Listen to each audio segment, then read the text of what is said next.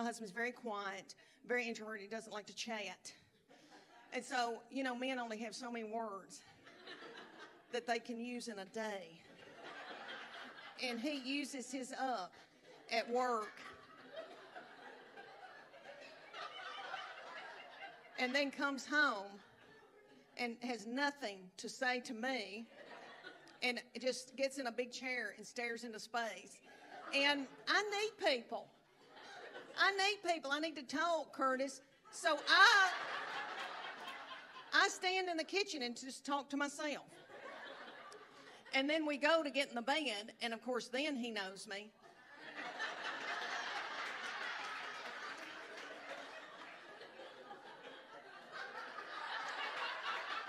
You know, all of a sudden he knows me and tries to touch me. I'm like, I'm sorry, excuse me, do we know each other? So you girls that have got young boys, I'm sorry to tell you, but you have to hand him over to another woman. And my boy said to me, Mom, she is my best friend. She's going to be my wife. I'm supposed to cling to her. That's biblical. And I thought, why did I show him the Bible?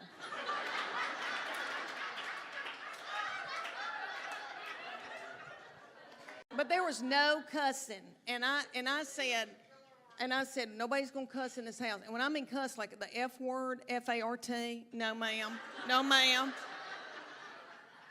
And so I said, nobody's going to call anybody butt or stupid, all right? Not to mention nasty, terrible words, but I said, nobody's going to call anybody butt or stupid.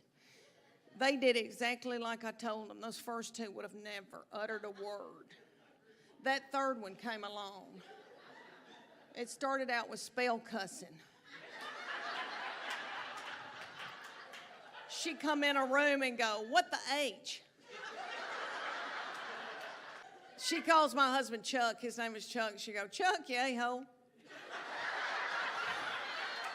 And my husband just gets so tickled.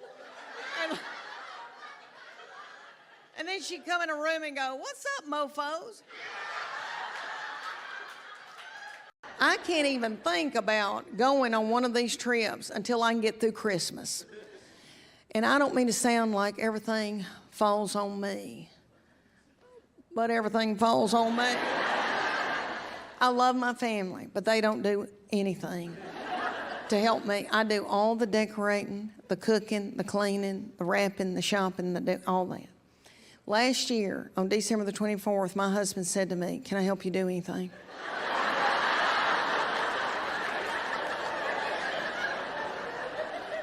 And I said, I'm going to beat you to death. And I can't think about this trip because I got to get ready for Christmas. And I get so torn up that I want to take to the bed. I want to take to the bed. But I can't take to the bed because if I take to the bed, nobody's going to have Christmas. And he gives us all this snorkeling equipment. And I've got, you know, all this on. He puts a big old floater thing on me with a strap and throws me into the ocean. And I feel something, and is that an eel?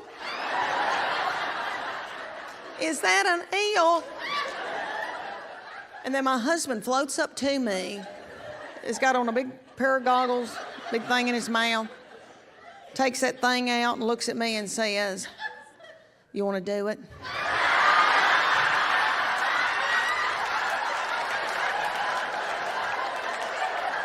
All right, so me and my high school boyfriend would get out in his 79 Monte Carlo that was as long as this stage. And we would make out, and then I would go home to my precious mama, Lucille, and say, Mama, I must have burned my neck on a curling iron.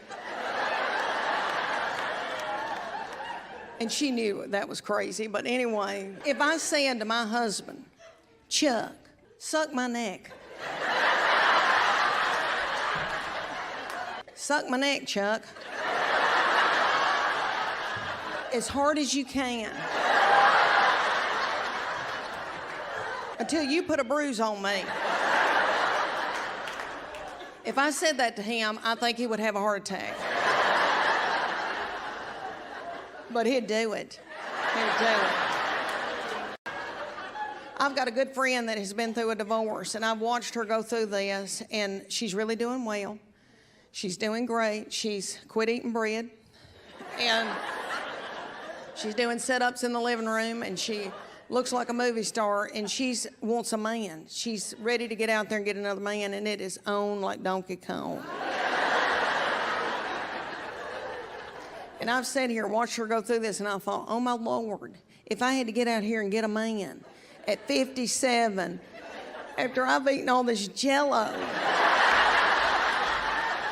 Yes.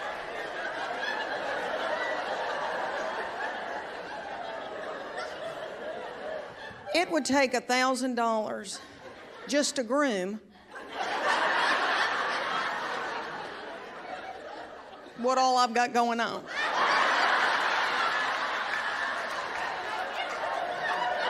Well, I was taking care of my little mom and daddy. I couldn't tour, so I would go and spend the night with my little mom and daddy.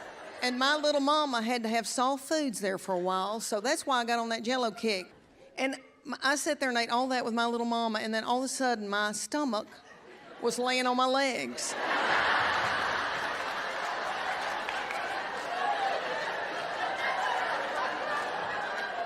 Look at all these good-looking men. Lord, I did not know all y'all were coming. I wouldn't have been talking about my stomach on my legs. Look at y'all in these half-zip golf pullovers. Hello. That says health insurance to me.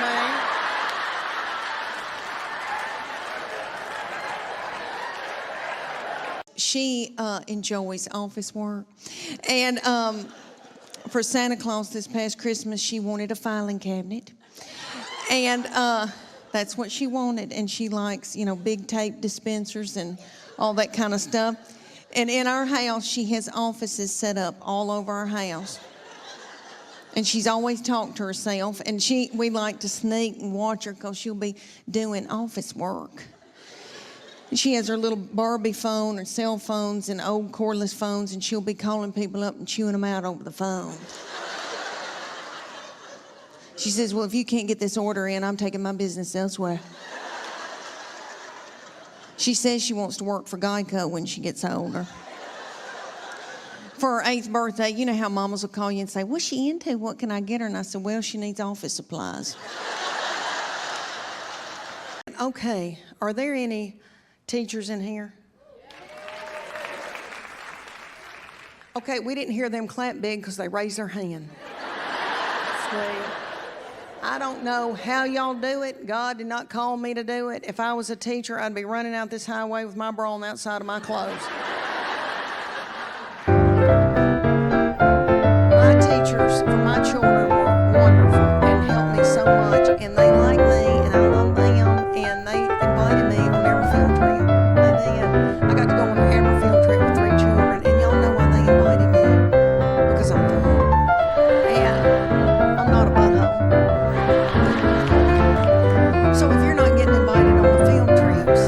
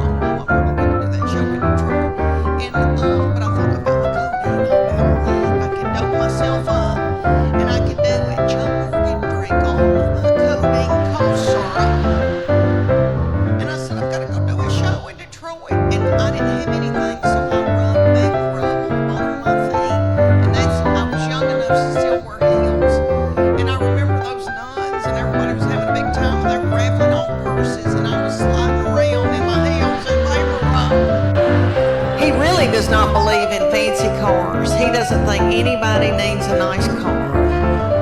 My children drive old, beat-up cars, and what he does for me, he'll buy me a car about a year old, pay cash for it, and then make me drive it the rest of my life. I finally had to put my foot down because I was driving a 2009 white Honda Pilot, and they're wonderful cars, but if you don't know what that model looks like, it looks like I was delivering Lay's potato chips. I never felt pretty in it.